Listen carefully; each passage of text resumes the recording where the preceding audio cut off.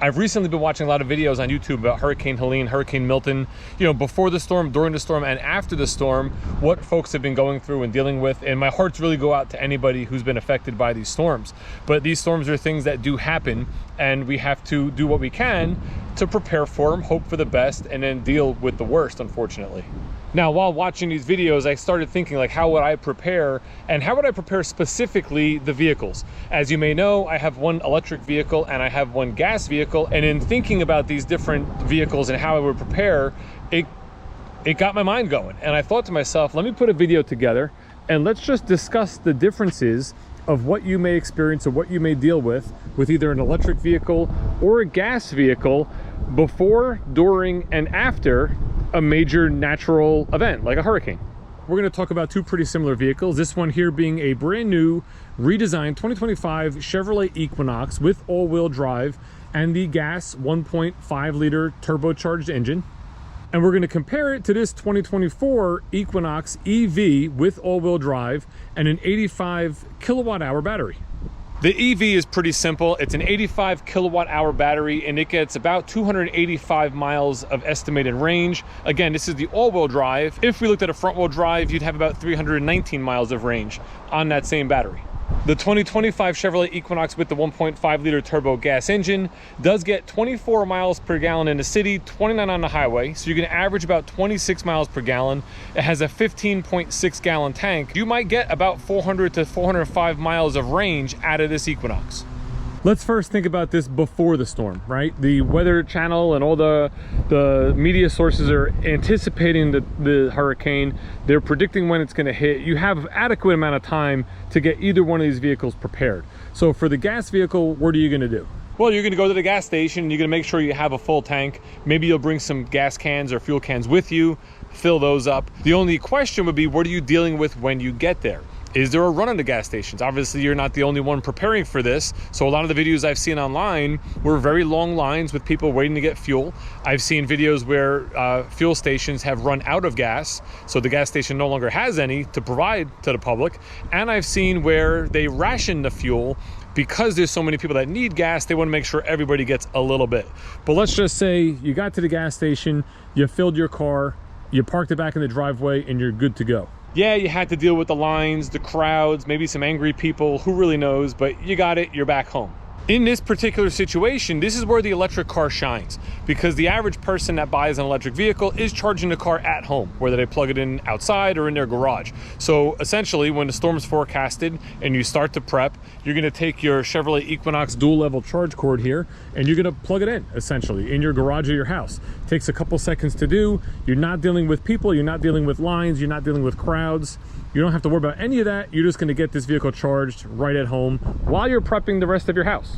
Now, if you don't charge at home and you do rely 100% on public charging, well, then you're going to be out there. You're probably going to deal with people, with lines, and some congestion at these charge locations. However, the one thing, unlike a gas station that could run out of the supply, as long as we have power, there is no supply issue with an electric car. If you get there in the middle of the night, 2 in the morning, 3 in the morning, whatever it is, and you can plug in, you can still plug in. Gas stations, once you have a run on it and they run out of fuel and you have to wait for that next shipment, who knows how long you may have to wait. So it's still before the storm. Both vehicles now are completely full. They're prepped, they're ready to go. So you're pretty much in the same situation if you're riding out the storm, meaning you're staying home, you're not going anywhere. The other option, a lot of people just dealt with in Florida, is you're going to evacuate. Now, if you're going to evacuate, there is a little bit of a difference here because obviously you have more range in the gas vehicle, probably about 400 to 405 miles compared to the 285 miles in the electric vehicle. However, electric vehicles thrive as far as range at lower speeds, whereas gas vehicles generally have a lower gas mileage at lower speeds or city type driving. And I want to point that out because as we saw in Tampa, when people were evacuating, a lot of videos I've seen, people were in hours and hours of traffic. And the misconception is that you're going to run out of battery. However, I'm currently sitting in the Equinox EV. I have the AC on full blast. And as you can see on the bottom side of our screen here, we're only using 2 kilowatts of power at the moment. If I turn the AC off, you're going to see that drop to 1 kilowatt. And if you remember from earlier, this vehicle has an 85 kilowatt hour battery, which means if I'm using 1 kilowatt per hour, I can get about 85 hours out of this battery just sitting here idle doing nothing. If I had the AC blasting to keep the vehicle cool and I'm using 2 kilowatts, you'd get 42 hours out of it. So you burn very little battery at idle or in slow speeds in traffic, things of this nature. That's why in my personal Chevrolet Bolt, the car is EPA rated at 247 miles, and on average, I'm getting about 270 out of the vehicle, because most of my driving is, is locally, it's around town, it's on rural roads and highways where you're not really exceeding 50, 55 miles an hour, 60 miles an hour. Electric cars will eat up the battery a lot faster when you're at high speeds, 75, 80, 85, like those types of speeds, you'll drain the battery a lot more.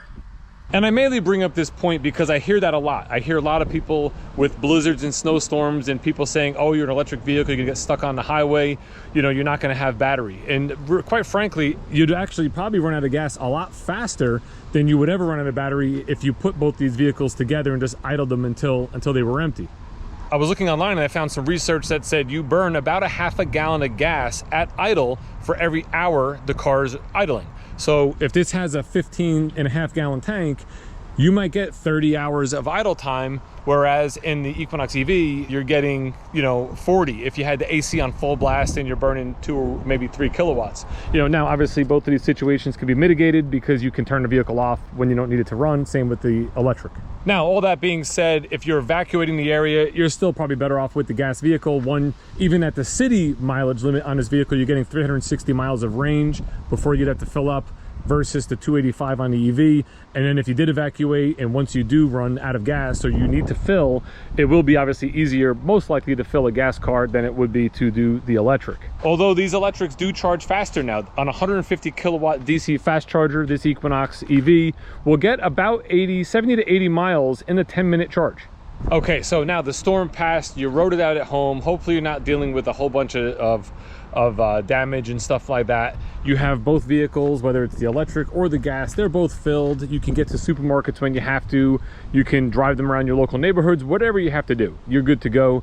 The electric, you may have a bit of an edge depending on the electric vehicle you have, because you may be able to use this vehicle for power. And that's the number one thing that could happen either during or after the storm, is loss of power. And if you have loss of power, obviously you cannot charge your car, but you could also not get gas because you need electricity to pump the gas. Now, there are instances where you will have gas stations that have backup generators, no different than you have electric charge locations that have backup generators. But rest assured, if there's no power in the area, what's the odds of you actually being able to get either battery power charging or fuel at those stations? Because they're going to be overwhelmed. There's going to be a tremendous amount of people at them, long lines, and in the case of gas, most likely limited supply until they can get trucks in to refill those tanks at the station. So as I thought about this over the last few days, between electric and gas and going through a natural disaster or one of these situations, obviously you have pros and cons to both, but I think both have enough pros that either one could work for you. It's all going to depend on, the conditions and what you're dealing with and that sort of stuff. So this video was really just to kind of spark the conversation. What I would love for you to do is go down in the comments and put the things or the ideas that I may have missed, or the things maybe you've dealt with in the past. Let's have a little discussion in the comments. And if you like my content and you're a fan of my content, please consider subscribing. We are a few hundred away from 30,000 subscribers, which would just be cool to hit and get to that next little tier there. For now, stay safe out there, and when these things do happen, what I've seen in a lot of videos is the American people really kind of just getting together and helping each other out in these neighborhoods that were affected. That's the best. If you're dealing with stuff and you're in those areas and you can do something to help, by all means, that's the right thing to do.